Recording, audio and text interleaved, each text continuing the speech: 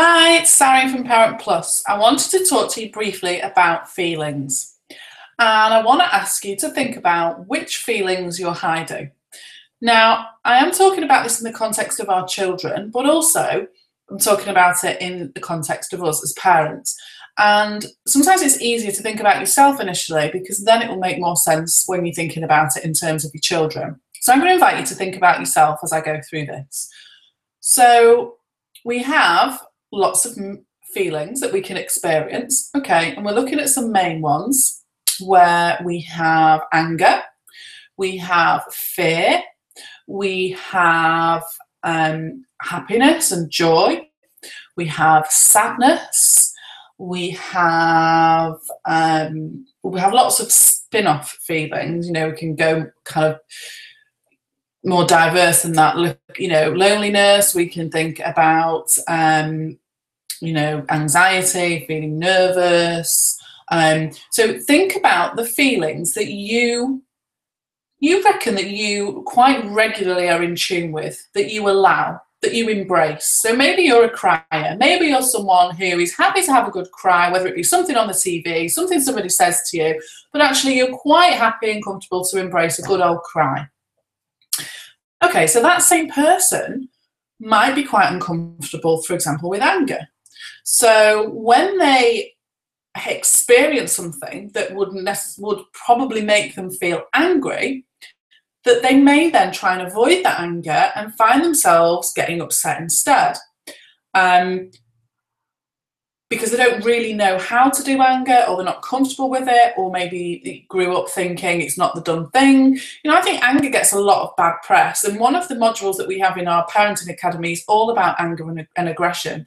And part of that is we want to get you to fall back in love with anger because it's really, really, really, really important, as are all the feelings. So that's why I'm asking you to think about which ones you think you do pretty well, which ones you think you do quite a lot, and which ones you think you hardly ever do. And I want you to think about why that is. Why is it that you hardly ever express those certain feelings? So if you don't really do anger, for example, why is that? Where does that come from? And you'll probably be able to suss that out. Let's just say you can't suss that out. What I'm here to say to you is that all of the feelings that we have are important. They're all equally important. They all serve a purpose. So again, for example, when I said about anger, you know, anger is, you know, something that's maybe trying to tell us something, it's giving us really important and essential information about our environment and kind of, you know, what's going on around us, and it's telling us something, it's protecting us. So there's an example of a feeling that actually often people can try and avoid or think it's bad or it's negative and you shouldn't be angry, you shouldn't allow yourself to be angry.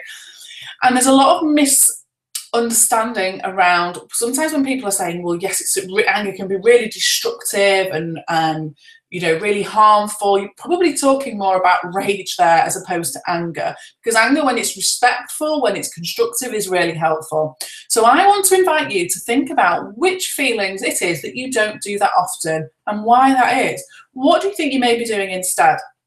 Then what you can do is you can start to think about your children and what feelings they will regularly show easily and which ones actually you don't see from them.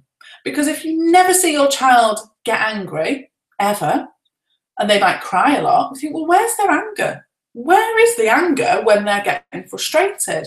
Where is the anger when they're annoyed with somebody? Like, where is the anger? How are they expressing that anger? And if they're not, then what we'd like to do is to encourage you to then start encouraging and allowing those feelings, or maybe, you know, explaining a little bit more about them, because it's really beneficial and really helpful if your child experiences the whole range of feelings. Because what happens if we don't experience the whole range is we start to do different things instead, and we start to get confused and a lack of understanding of what all these feelings are. And this is where children can then sometimes get so overwhelmed that their behaviour shows complete confusion and a complete overwhelm of lots of different feelings, and that may well express itself then in rage, for example. So it's really important that your children can access and learn to manage all of the range of feelings that we've got. They are there for a reason. Nature is a wonderful thing, and you know, we are wonderful as human beings, and we have developed the ability to have all of these feelings for a really good reason. So we need to use them.